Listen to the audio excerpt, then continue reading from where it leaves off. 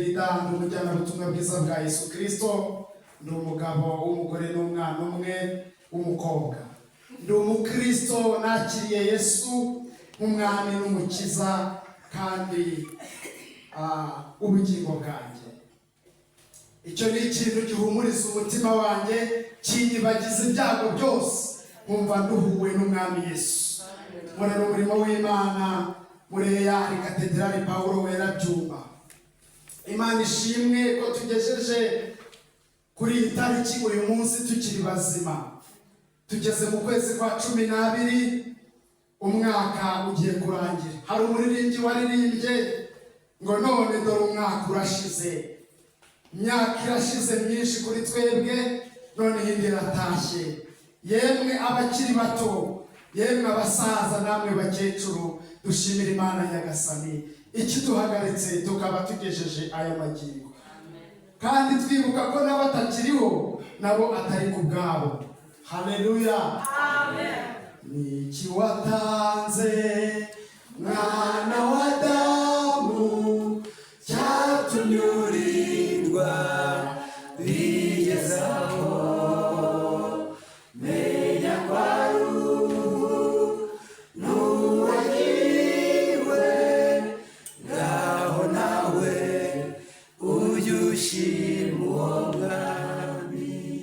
Imana ishimwe ko hari ibyo yakoze byinshi muri uyu mwaka.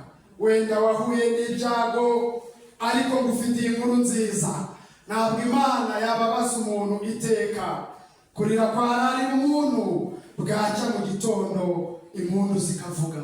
Kuba ugejeje uyu mwanya wumva ijambo ry'Imana ni ikimenyetso ndashidikanywaho ko Imana ibyara umubabaro yabihindura ibyishimo, hanyuma nawe ukongera kugubwa neza. Haracyari ibyiringiro, haracyari ibyiringiro ko impundu zavuga nawe ugashima Imana.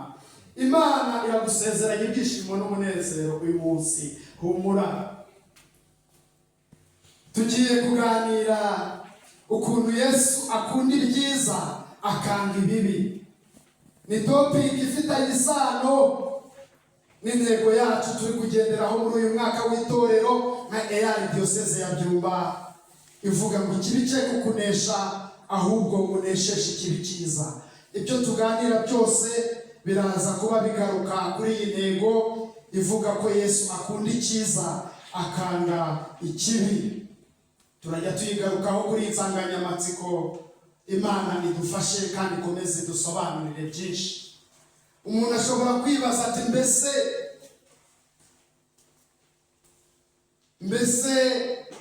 ibi Yesu, ibyo Yesu yanga ni ibihe? Mu butumwa bwiza bwa Yesu Kristo bwanditswe na Yohana igice cya 1 umurongo wa 16, aravuga ngo kuko Imana yakunze abari mu isi cyane, byatumye itanga umwana wayo w'ikinege, kugira ngo umwizera wese atarimbuka, ahubwo ahabwa ubugingo buhoraho. Mu mpamvu zikomeye zatumye umukiza wacu Yesu Kristo aza muri iyi si, turi mu bihe byo kuza, turi mu minsi yo kuza, twegereje Noheli, umunsi w'abakristo tuzirikana kuvuka k'umucunguzi wacu Yesu. Ariko turagira ngo twibuke ko impamvu nyamukuru yatumye Yesu aza ari ukugira ngo umwizera wese abone ubugingo buhoraho. Ni ukugira ngo abafite imvune zo mu mutima baruhuke. Yesu nicyo kintu cyamuzanye. Ibintu bibi rero ni ibintu bishobora gutuma abantu b'Imana batabona ubugingo, ni ibintu bishobora gutuma abantu b'Imana babona umudendezo. Ibyo byose nibyo Yesu yita ibibi. Yesu yanga ikibi agakunda icyiza. Yesu yaje kugira ngo abavukiye mu miryango iraguza, imiryango iterekera, imiryango isenga ibigirwamana, nabo babona umucyo. Hari imiryango yasaritswe n'ubusinzi, ubusambanyi, ubugome, inzangano, amakimbirane n'ibindi byinshi cyane. Abo bose Yesu yaje ngo babone ubugingo kandi bwinshi.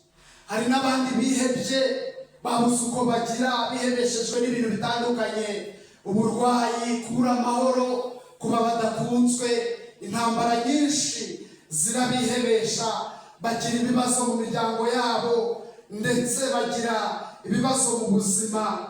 Ariko mu gice twasomewe cya kabiri, Yesu arahamagarira abantu, harabavuga ngo yemwe abarushe n'abaremerewe nimuze musange ndabaruhura, kuko ndi umugwaneza kandi noroheje.